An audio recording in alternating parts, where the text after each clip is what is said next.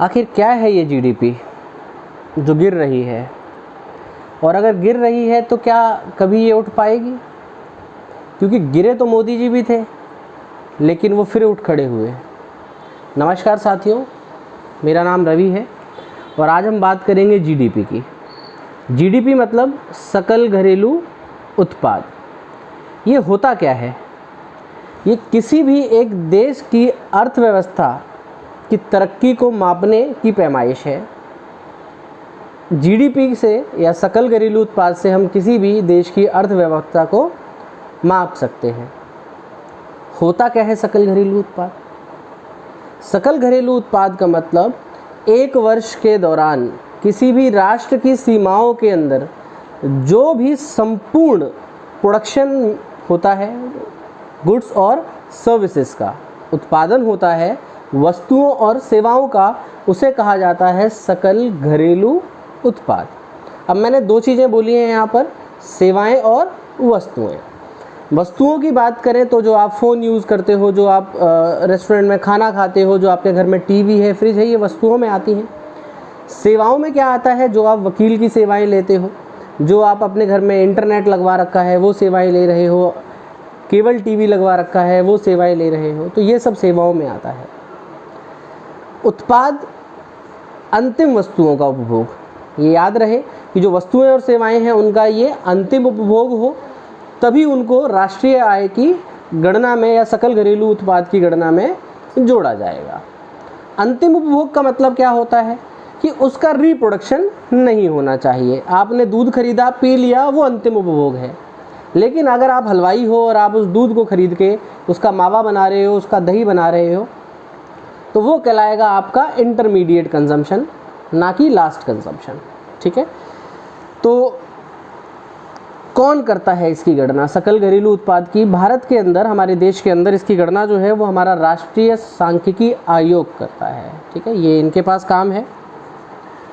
उत्पादन की हमने बात करी। उत्पादन में हमने बताया कि ये या तो वस्तुओं का उत्पाद होगा या सेवाओं का उत्पाद होगा। कौन कौन करता है उत्पादन? तो उत्पादन के हमारे पास 3 सेक्टर हैं टोटल: प्राइमरी, सेकेंडरी और टर्शरी। प्राइमरी में हमारा आता है मैन्युफैक्चरिंग, सेकेंडरी यानी द्वितीय, इसमें आता है हमारा एग्रीकल्चर, और उसके बाद टर्शरी में आता है हमारा सेवाएं। ठीक है, तो 3 जो है आपकी उत्पादन की जगह होती है। खुशी की बात यह है कि हमारी गिरती हुई जीडीपी को सहारा दिया है कृषि ने। हमारी जीडीपी जो है वो गिरी है 23.9%। अगर कृषि की बात करें तो कृषि जो है अभी भी पॉजिटिव है, हमारा 3.4% से पॉजिटिव है। अब ये 23.9% गिरने का मतलब क्या है? मतलब ये है कि अगर पिछले साल अप्रैल 2019 से जून 2019 तक अगर हमने 100 रुपये का उत्पादन किया था, तो इस साल अप्रैल 2020 से जून 2020 तक वो उत्पादन घटकर, बढ़ने की बजाय घटकर लगभग 67% हो गया है। यानी पहले अगर हमने 100 रुपये का उत्पादन किया था पिछले साल अप्रैल से जून में, तो इस साल अप्रैल से जून में हमने सिर्फ 67 रुपये की मैन्युफैक्चरिंग करी है, उत्पादन किया है। और मज़े की बात तो ये है कि वो देश जिसे विलन कहा गया, चाइना, जो इस सब की जिम्मेदार ठहराया जा रहा है हर कंट्री में जीडीपी के गिरने का, उसका जीडीपी पॉजिटिव है 3.4%। चाइना का जीडीपी पॉजिटिव है 3.4%। इसका मतलब ये है कि हर एक कंट्री में अगर 100 रुपये की वस्तुओं का उत्पादन हो रहा था, वो घटकर 100 से कम हो गया है। सिर्फ इकलौता चाइना ही है जिसका 3.4% है, यानी 100 रुपये से उसने ज़्यादा का उत्पादन किया है।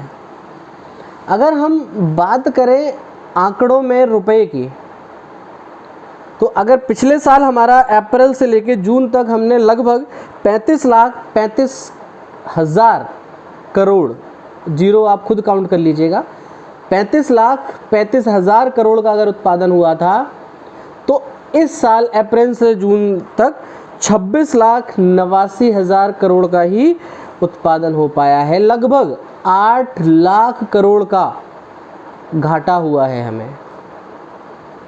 तो क्या ये जीडीपी जो गिर रही है इतनी ज़्यादा, ये उठ भी पाएगी? मुश्किल लगता है अभी के दौर में।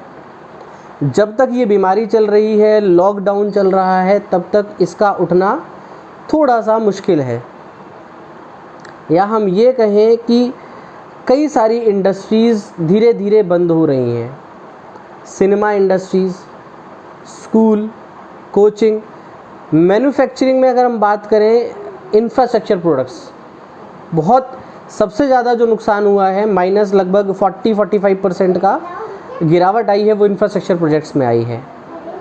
क्यों आई है? क्योंकि लोगों ने घर बनाना बंद कर दिया है, अपने प्रोजेक्ट्स को शांत कर दिया है। शांत इसलिए किया गया है क्योंकि लोगों के पास पैसा नहीं है घर खरीदने के लिए, तो घर बनाए किसके लिए? तो साथियों, आशा है फिर मुस्कुराएगा इंडिया।